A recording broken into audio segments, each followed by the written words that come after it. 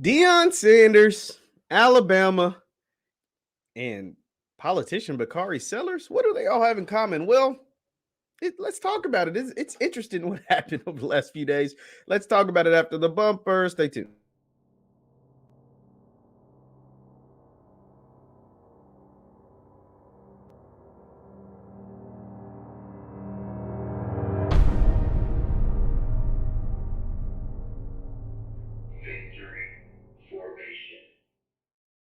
What is good people? My name is JeffLightsYJr. here with the Black Boss channel and Victory Formation. Thank you guys for tuning in. Be sure to hit the thumbs up button, like, share, subscribe, notification bell because we upload every single day. Now, there has been this big old debate ever since SWAC Media Day about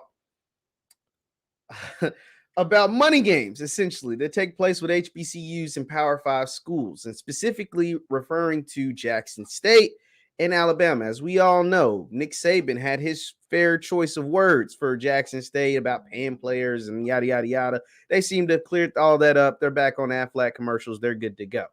But all of this stuff was sparked back up because there was a question asked. Think about this. This was asked to Coach Prime about playing Alabama. And Coach Prime was like, no, we're not doing that. We're not ready for a team like Alabama. He's admitting they wiped the floor with us. But give us a year, give us a couple of years, and maybe we'd be able to do something. But right now, no, we're not ready for Alabama. I'll let the man, you hear the man in his own words, what he had to say, and then how Bakari Sellers kind of threw his own hat into all of this. So this is Coach Prime being asked about playing Alabama. Let's take a listen. Could he potentially play in Jackson State? What does that mean to you? He's not going to play us right now. We're not ready for that. No, not with, and we're not into sacrificing our kids to get a check. He got to give me another year. I got to get beef up in the front. The difference of Power 5s and HBCUs right now are those big guys in the middle. It's not the quarterbacks, it's not the receivers, the DBs, or the skill position, but those big dogs in the middle. We got to beef up that to be able to compete with something like that.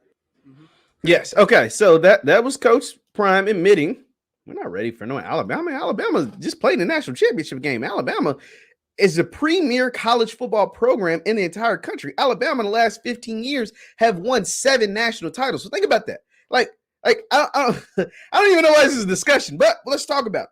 Alabama is the premier, not one of, they are the premier team in college football. 7 titles in 15 years. They're the cream of the crop, creme de la creme. They are it, right? They're it. And so obviously he said what he had to say about the Crimson Tide. And we know Coach Prime has tremendous respect for Alabama. Like I said, Nick Saban is a guy. He admires Nick Saban as a guy. He, kind of models his coaching after as far as he wants to win and be considered a winner like Saban in that regard. And so this sparked, conversation about money games, HBCUs and money games. And that led to some people saying, oh, Prime is scared of Alabama. Coach Prime is scared to go play a team like Alabama. Coach Prime this, Coach Prime that, Jackson State this. And I don't think it's a thing about being scared. I think it's just smart. I mean, I think it's just smart. If you don't have to play that game and go out and get killed 63-10 or get killed 49-3 or whatever the score may be, I don't know. It's going to be lopsided, and most of them are. Then why go play it? Now, some people, the other side of the coin is, well, when you play a team like in Alabama, or for example, South Carolina State plays Clemson a lot, right? That gives them a chance to get their players on a stage in front of NFL scouts that they may not have had a chance to play in front of before, i.e. Jacoby Durant played against Clemson last year. Now, granted, they lost and it was lopsided, but Jacoby Durant had 2 interceptions. A couple of years ago, Darius Leonard was a little-known NFL prospect at South Carolina State. They play Clemson. He has 20 tackles. Think about that. 20 tackles against a team. I think that Clemson team went on to win a national championship.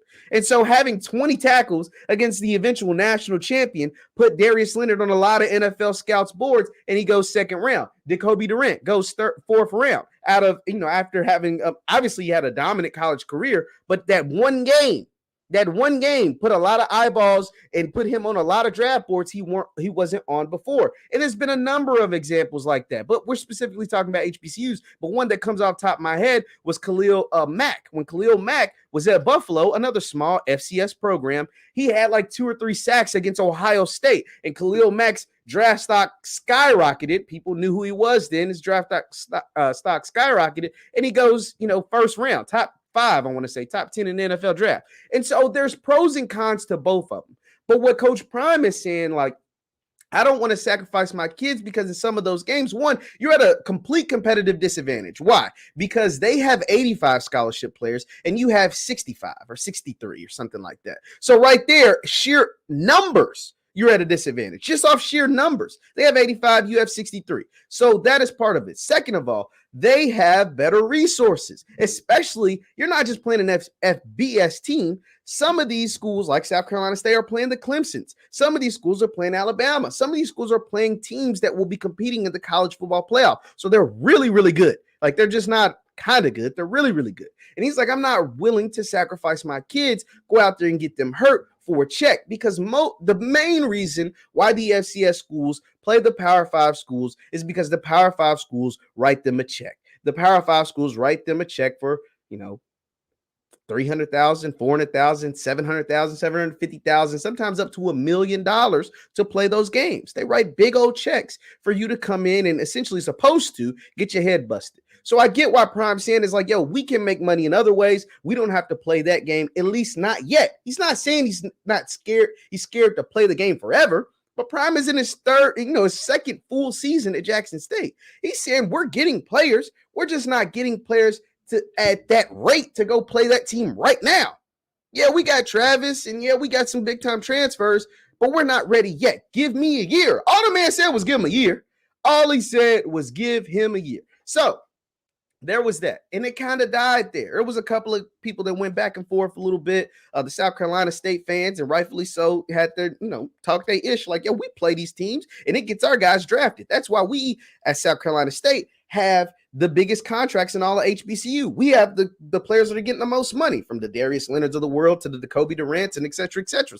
That's why we are able to get guys to the NFL, because we're willing to play those games and we aren't scared. And the Jackson State fans just had to eat crow on that. Another thing, though, to think about is South Carolina State has had their same coach in place for like 20 years. So, like I said, Prime just said give him a year, but South Carolina State, they get a chance to talk that ish. Now, here is where Bakari Sellers comes in. So Bakari Sellers, I think he was a former politician. I don't know exactly. I think he's like a CNN guy now. He's a former politician, I want to say. And this is where he comes in, because this kind of got funny. And he put out some numbers, and then some people went out at him, but this is where he comes in. So we just watched the clip of Prime talking about how his team just ain't ready, and admitted, he knows he can admit, it's like, yo, we're not ready to play no Alabama. And so Bakari Sellers, now granted, that question was asked to Prime. He didn't come out and say that. Someone asked him about Alabama, and that's where the answer. So that's where I think we have to also take that into consideration. He says, why folks, this is Bakari Sellers, by the way, with 500,000 followers on Twitter, I want to say, why folks talking to Deion Sanders in Jackson State about Alabama when the last time they stepped on the field, they got mollywopped. He got out coached, and the QB was seeing ghosts. They got destroyed by South Carolina State and lost halftime. Damn, that's a shot at the bands, boy. Alabama? It better be UAB, University of Alabama, Birmingham. And so, and I thought this was just funny. Now, here's the thing, JSU fans.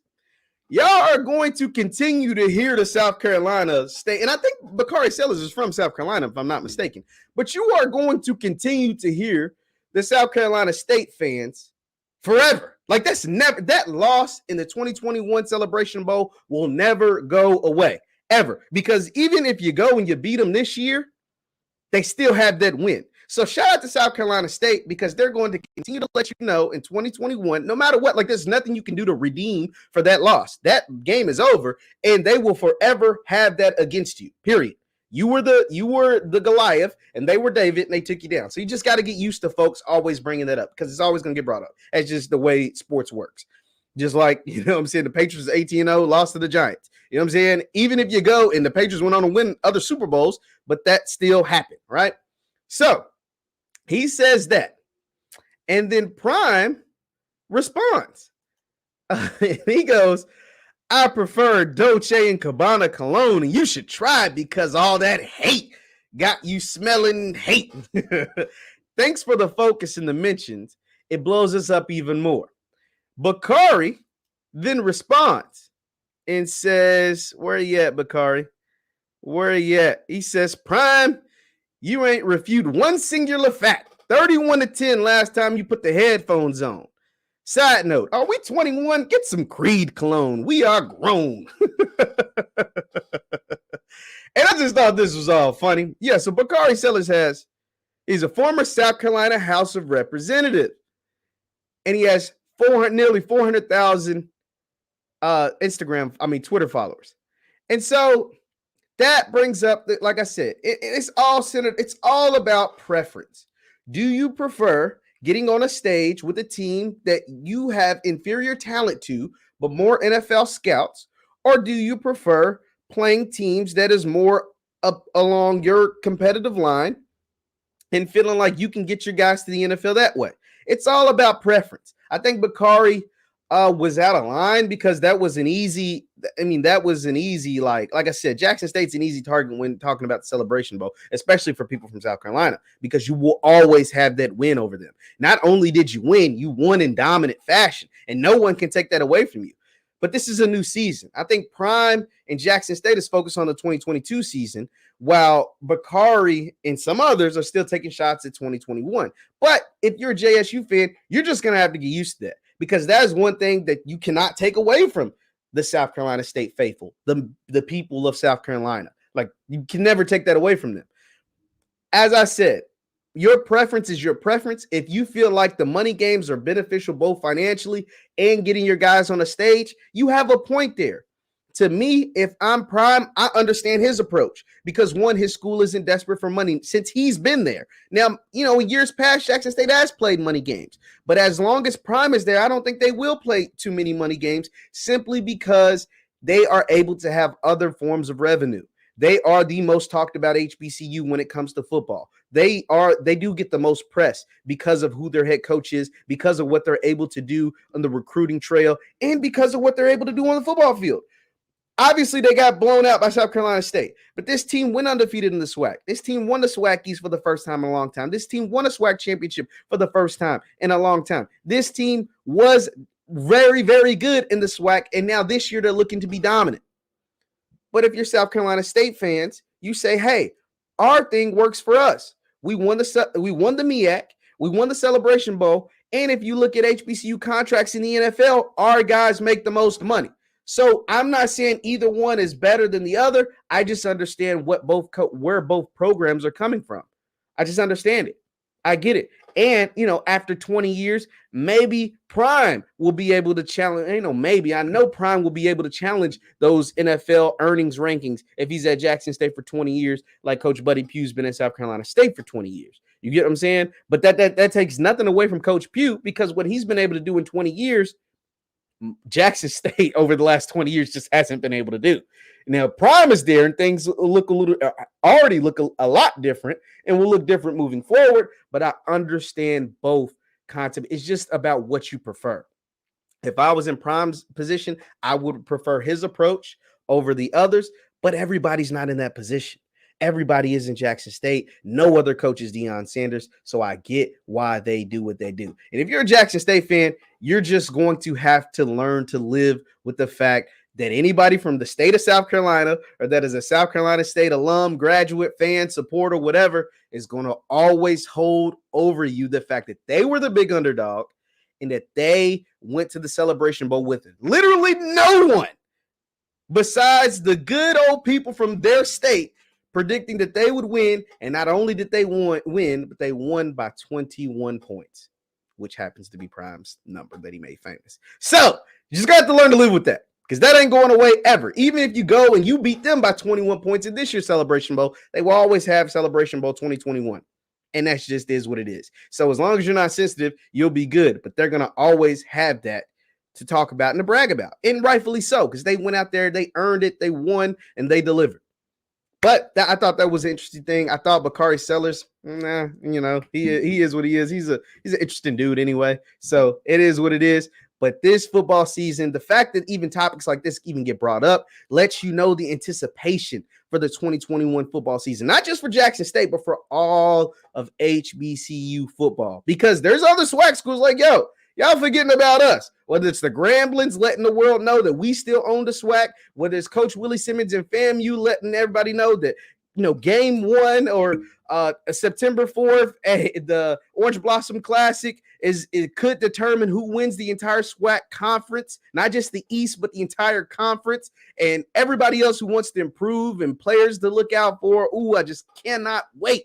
Cannot wait. These storylines are cool to talk about, but the actual games coming back, you can't beat it. You just can't beat playing the games. So leave your thoughts in the comments down below. Are you a fan of money games, or do you like more of the approach from Coach Prime? There's no wrong answer. Leave your thoughts in the comments down below. Leave your thoughts in the comments and hit that thumbs up button. Once again, my name is JeffLightsYJr with the Black Boss channel. Thank you guys for tuning in. Hit that thumbs up button. Also, you can follow me on Instagram and Twitter at JLightsy7. That is Instagram and Twitter at JLightsy7. Thank you guys for tuning in, and I will see you next time. Peace.